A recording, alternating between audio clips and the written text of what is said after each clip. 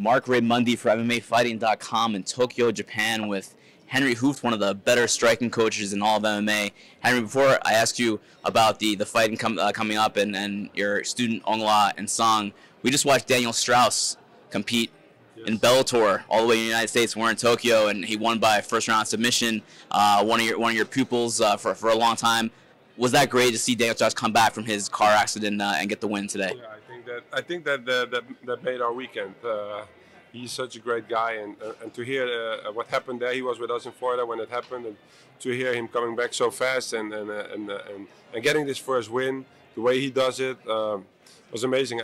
I think everybody in the gym will be like so stoked, and it couldn't happen to a better guy like him. So that's a very good start for a really good weekend. So very nice. So you're here obviously with Aung La N Sang, the one championship middleweight and light heavyweight champion. Kind of an underrated guy. A lot of fans in the United States don't really know him because he fights over here in Asia. But he's been with you guys for a little bit, for a few training camps down in Florida at Hard Knocks 365, 4 training camps. How good is this guy? And is he a guy that U.S. fans should keep an eye on? Yes, I think so. First of all, he's very good in fighting, and I think he's also, his style of fighting people will really like all over the world because he comes to fight.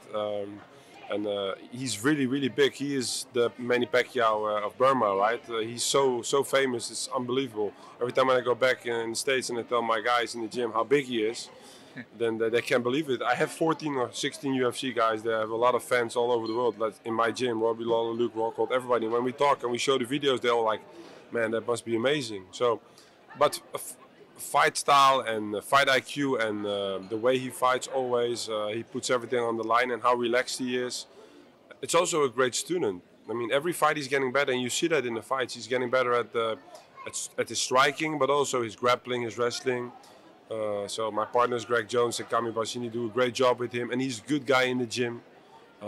We do a lot of stuff together. We play poker all together. He's a great guy to have in the gym. So we're very lucky that we have him. And I also think that he needs to get a little bit more exposure outside of just Burma, because as you saw yesterday in the press conference, he's the guy who comes in the kimono. He does extra stuff that people just forget. They just come in the sweatsuit and they think it's okay. He makes something special happen every time. So yeah, I think he will do very good. And again, it's nice to have, instead of all these screamers and talkers in the MMA, it's nice to have a really gentle, humble, very violent fighter, you know? So I think that will be good for the market.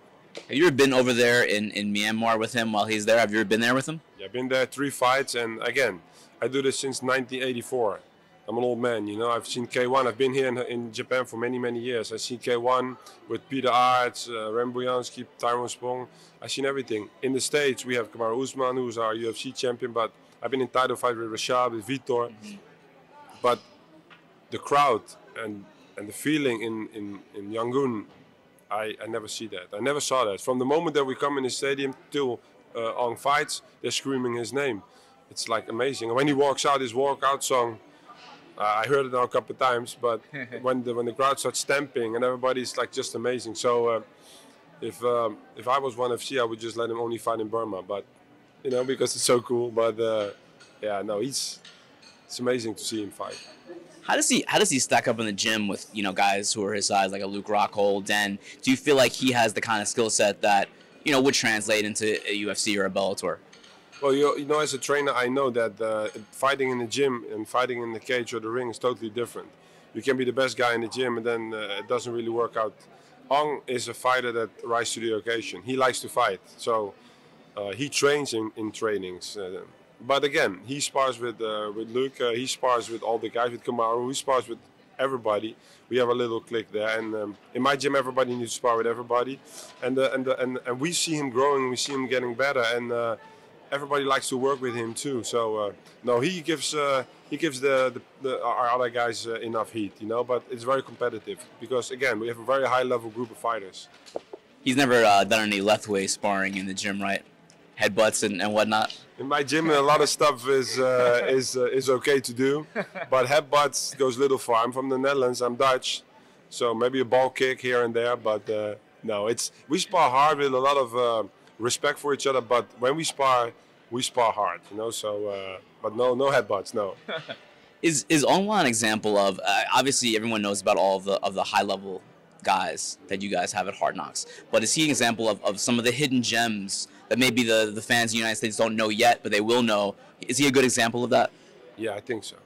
Also because of his personality. He is not a loud mouth. He doesn't put it out there. And I think that's good. I think the way the direction of the fights are going sometimes now, especially at the UFC, people screaming and they get the fights because they scream. It's not even the skills. And I'm a guy, skills pay bills, you know. If you're good at what you do, then it's art, whatever you do. So you don't need to scream. You let your hands and your legs do the work, and that's what happened when he fights. He lets his hands and legs do the work. So yeah, he is. And I have a couple of guys in my gym that people don't really hear much about yet, but it's also they need to get an opportunity to show it. And but you know what? It's good, and we will have the more exposure. But he's happy where he is at. He's happy at ONE FC. He's happy to fight here in Asia, and I like it too. I like the trips to Asia, so it's good. Couple last things, Henri, and thanks again for taking the time out. Kamaru Usman, congratulations, by the way. Your first UFC champion, just beat Tyron Woodley not too long ago, a few weeks ago. Kamaru was on, I think it was one of the podcasts, I believe it was Brendan Schaub's show, and he said that he hasn't actually run to do cardio in years because his legs are so bad. How is that possible that he can be this good and his cardio can be this good without even having proper use of his legs? Well, fighting is 75% mental. I mean, we not run when we fight. You can train cardio in a lot of different ways. I'm a little bit of a different trainer, but I come from the Netherlands, where we train 5 times a week. We spar 3 times a week. We run once a week, probably. We don't run because we use our legs a lot. We kick a lot. We do our stuff a lot. So boxers and other people, they need to run more, but we use our legs so much with kicking. Same in Thailand, they run in the morning, but it's more of a jog. It's not even running. So nowadays the sport is a little changed. You have a lot of strength and conditioning coaches that come with all special stuff. At the end of the day, if you jump your ropes, you warm up good, and you like fighting, like I said, children that play outside, they never want to come inside because they do what they like, so they never get tired. As a fighter, if you're not worried and you're prepared good, then you can go very far without running rounds. Because again, I have a lot of examples of people that can run very hard, but when they start fighting and they get hit and hurt, it's a problem. Kamaru Usman is one of the most dedicated professionals in my gym. Everybody knows that. He's a half hour early.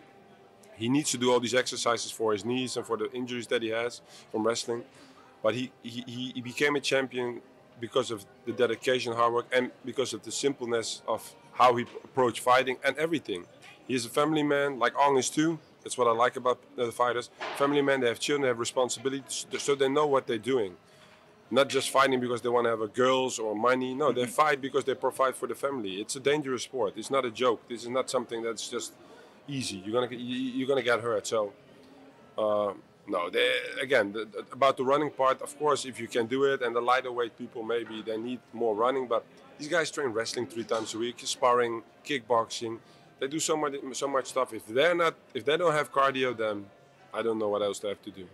It still seems crazy though that he's able to dominate someone like Tyron Woodley without even, his full abilities, right? I mean, he almost on no legs. I mean, isn't that incredible? What percentage have we even seen from him? Is there much more to see with Usman with healthy knees? Well, maybe it's